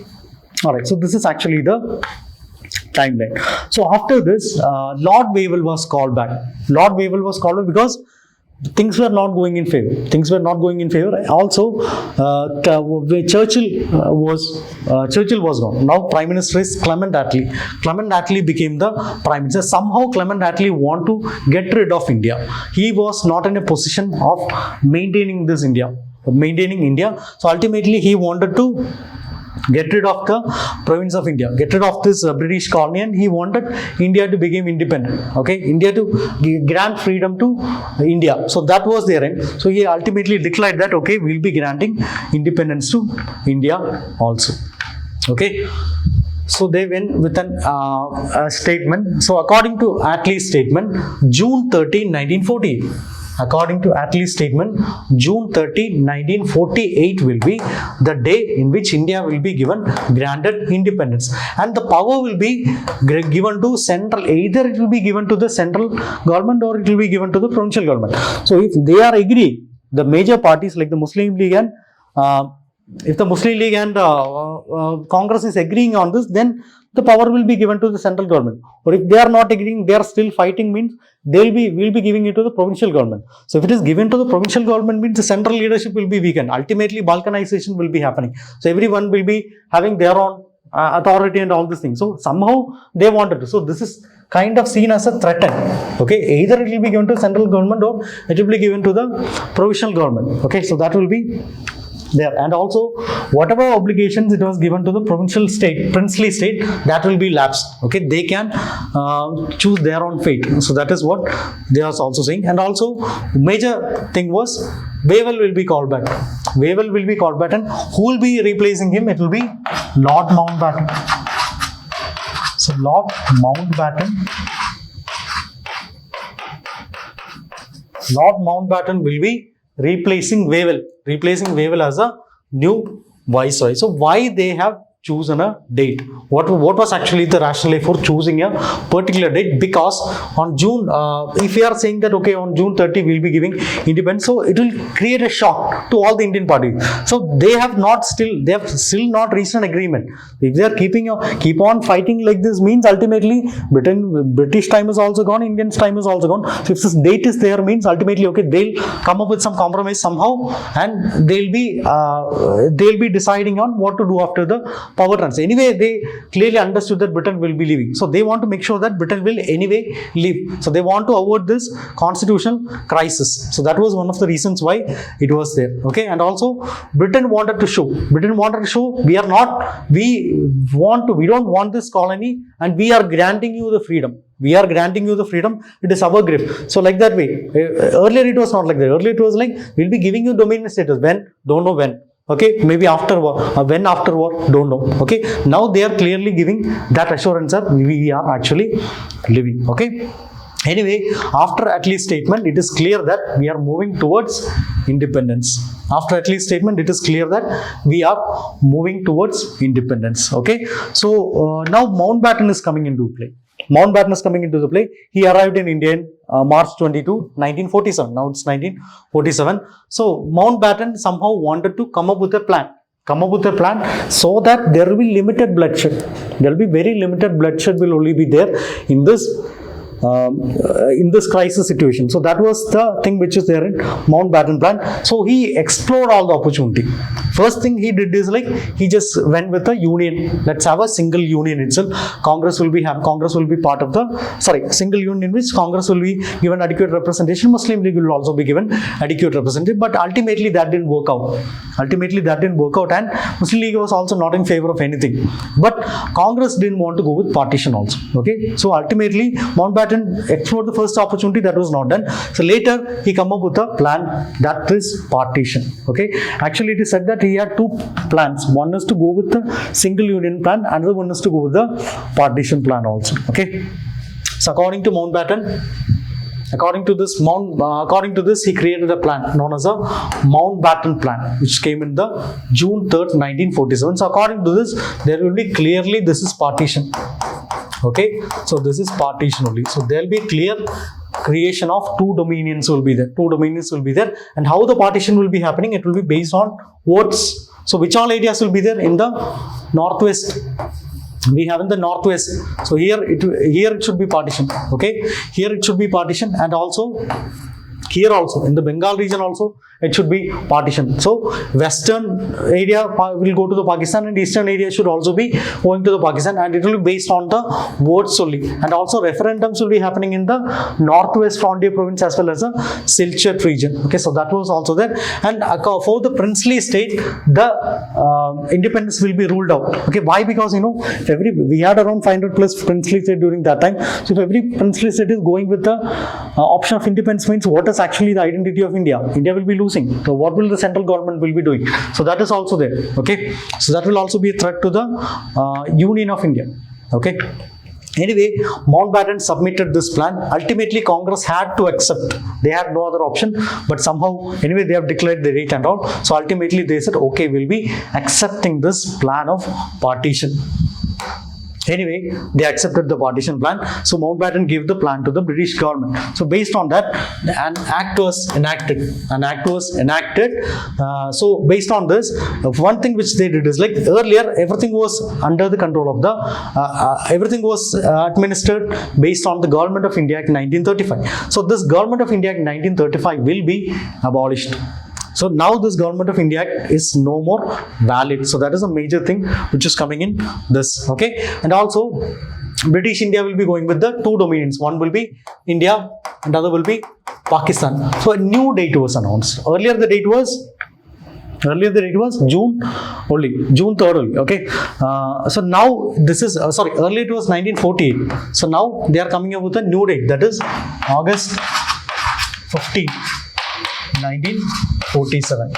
This is when India got independent. Okay, they came up with a new date. So in this date, India will become independent and it will end the British sovereignty. So British Parliament will not be having any right in this. Okay, the new Parliament or whatever body it is, they can enact the laws for their own things, and the post of Viceroy of India will be abolished. So new post will be coming, that is Governor General of India will be coming. Governor General of India will be coming, but still this Governor General will be acting based on the advice of these ministers, Indian ministers only. Okay, and two boundary commissions will also be there to decide which all areas will go to Pakistan and which all areas will be going to India based on the partition. And also provinces will also be reorganized. There will be reorganization of the provinces also. Okay. And Indian Legislative Council, the precursor of Indian Parliament. So that will also be there. Okay, so this is actually the plan for India's partition. India's partition as well as India's independence along with India's partition. Okay, so based on this, India got, based on this, on August 14, 1947, Pakistan became independent. Pakistan became independent, and again Governor General can be chosen. Mountbatten offered to be the Governor General till we get Republic. Mountbatten offered to be the Governor General of both India as well as Pakistan, but ultimately Jinnah wanted to be the Governor General of Pakistan. He himself wanted to be the Governor General of Pakistan. So Jinnah became the Governor General of Pakistan, and they got independence on August 14, 1947. So after that, on August 15, 1947, India became independent. Okay, the Nehru's famous speech, "The Tryst with Destiny." So he said that India will be waking up to freedom. Okay, it's the most popular speech by Jawaharlal Nehru. So based on that, India became independent. But after that, there were post-war violence were also post-independence partition violence also happened, and that was also one of the most brutal communal rights which happened post-independence of India. Okay.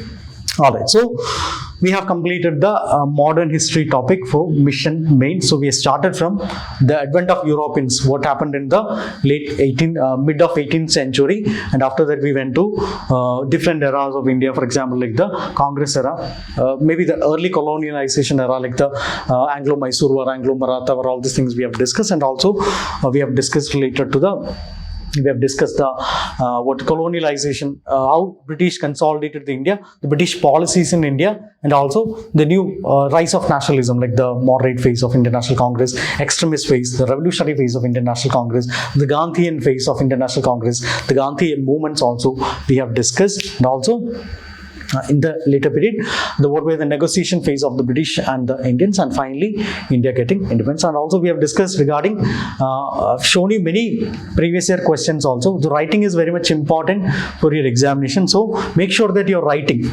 based on the class. Make sure that you're writing all these questions. I've shown both the previous year questions as well as some important practice questions. I think we have discussed around maybe 30 plus questions were shown in this particular session, all the 3 lectures itself. So make sure that you are practicing all the sessions also. Okay, all right, so that's it from my side. So that's it from my side. So thank you. You should all write your answers. You should all make sure that you are focusing on the syllabus while studying the examination, and writing is very much important, and previous year questions are also very much important. Okay, so that's all from my side. Thank you.